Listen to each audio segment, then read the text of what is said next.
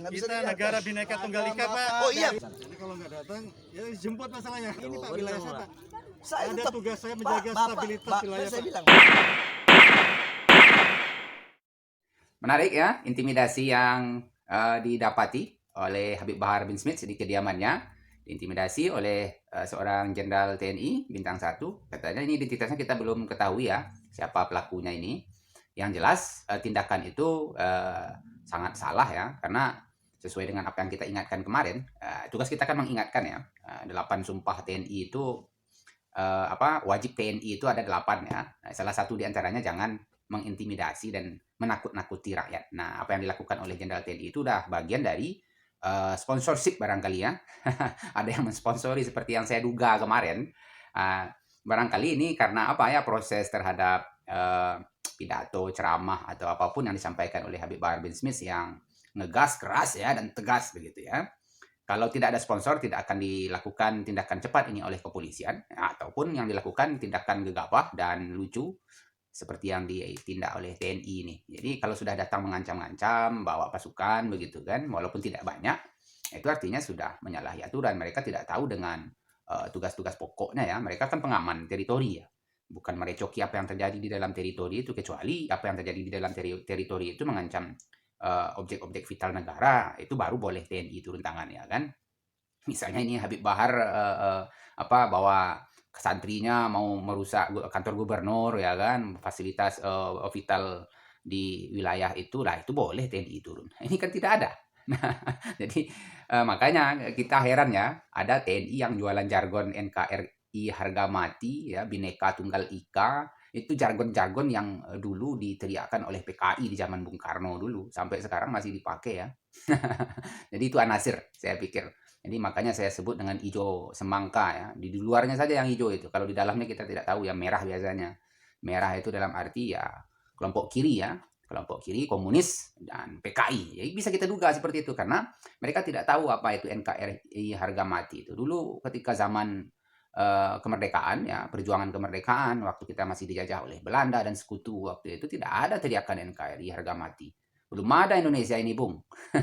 Yang ada itu teriakan takbir Allahu Akbar, merdeka atau mati, itu saja ya.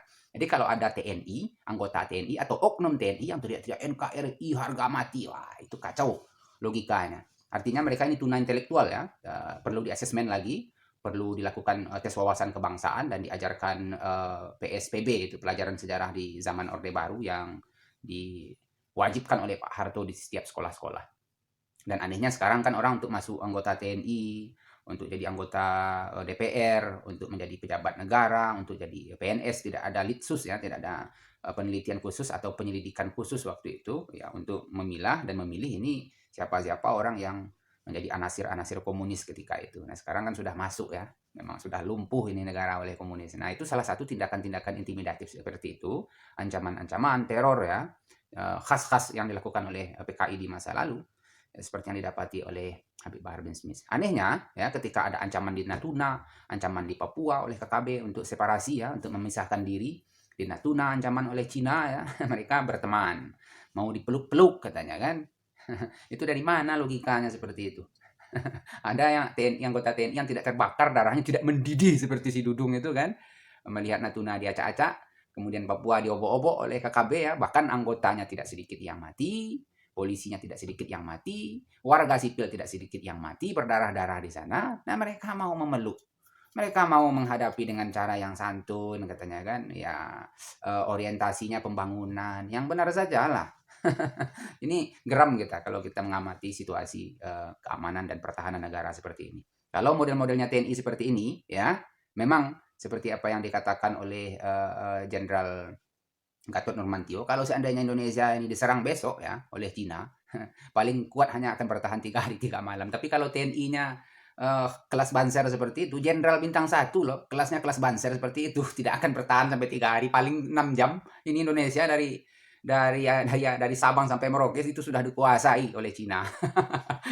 Jadi mestinya Pak Jenderal ya, kalau memang Anda sebagai penguasa teritori, katanya penguasa wilayah seperti yang disampaikan dalam video itu kan, mestinya Anda lihat itu di wilayah Anda di Jawa Barat itu ya, sudah banyak itu tempat-tempat di mana banyak imigran ilegal Cina yang ada di sana. Dan beritanya tidak sedikit kita dapat ya, tidak perlu kita rilis ya. Anda cari saja sendiri. Jadi Anda kan punya intelijen, Anda punya intel ya, Anda punya orang-orang terlatih yang memiliki informasi tentu lebih valid dari kami sebagai warga sipil biasa ya, civil society yang memperhatikan bagaimana kondisi negara ini, mengkhawatirkan termasuk dengan tingkah Anda itu sendiri.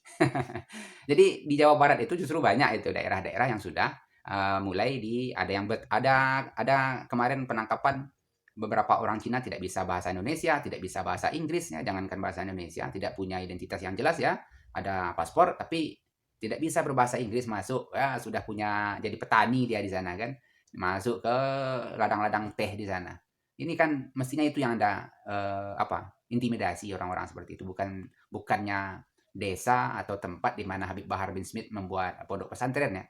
Nah, kalau begitu ceritanya, kalau apa yang terjadi kita lihat di video yang sangat viral dan beredar itu, itu bagusnya memang Anda dikirim ke Papua, ya, dekat ke Papua Nugini sedikit lebih bagus begitu ya, supaya bisa berteman dan bersaudara dengan KKB di Papua itu. Terima kasih. Assalamualaikum warahmatullahi wabarakatuh.